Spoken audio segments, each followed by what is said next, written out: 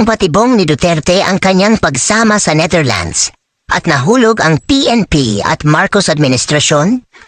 Hindi lingid sa kaalaman ng marami na matagal nang matalas ang pananaw ni dating Pangulong Rodrigo Rody Duterte pagdating sa larangan ng politika at estratehiya.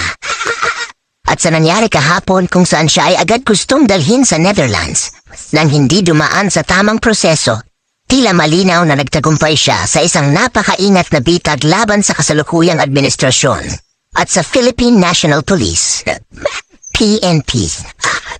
Ang paglabag sa Rome Statute at ang poisonous tree ay isa sa pinakamahalagang aspeto ng batas sa International Criminal Court, ICC, ay ang pagsunod sa Article 59(3) ng Rome Statute na nagsasaad na ang sino mang inaresto ay may karapatan munang dumaan sa korte ng kanilang sariling bansa para sa interim release o pansamantalang paglaya habang inaayos ang proseso ng pagsuko.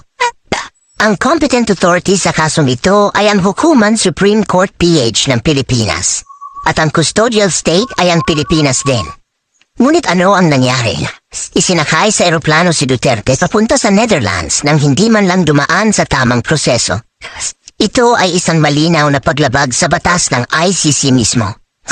Ibig sabihin, anumang kasunod na hakbang mula sa paglilitis hanggang sa anumang hatol ay may tuturing na fruits of a poisonous tree.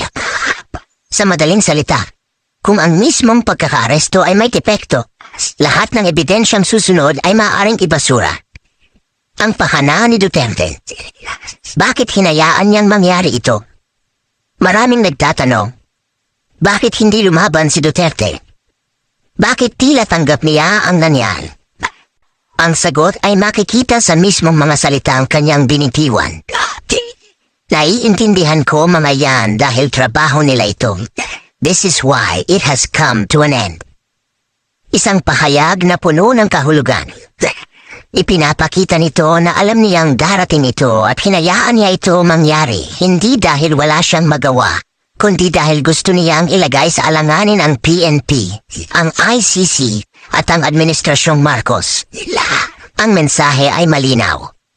Ang PNP at ang gobyerno mismo ang lumabag sa due process, hindi siya.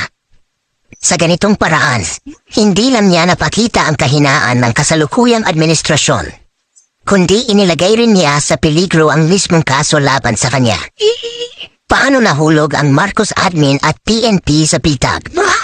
Punas, pagsunod ng PNP ng walang due process.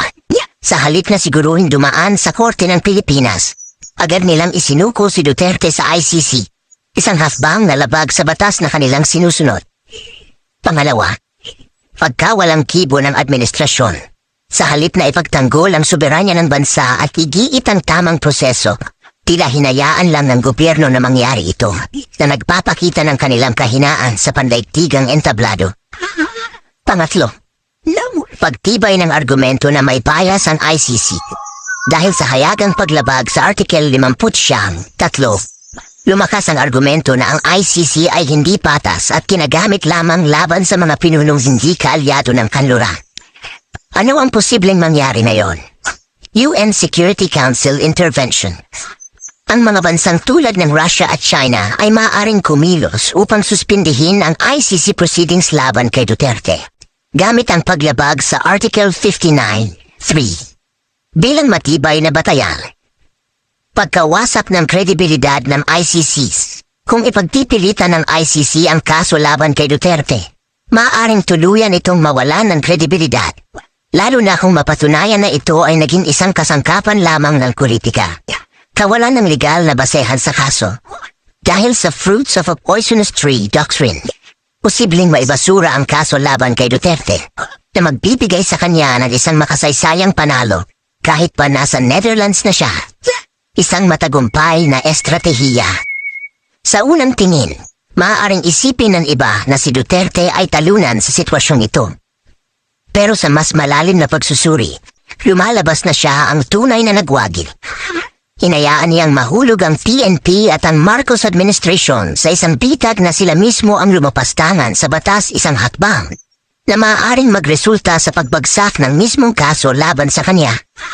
Kung sakaling ito ang maging dahilan ng pagbagsak ng kredibilidad ng ICC, Pasasabi nating nagtagumpay si Duterte sa pinakamalaking laban ng kanyang buhay, hindi sa pamamagitan ng gahas, kundi sa pamamagitan ng isang maingat at matalinong estratehiya. Good luck, Mr. President Bongbong Marcos and PNP Torre.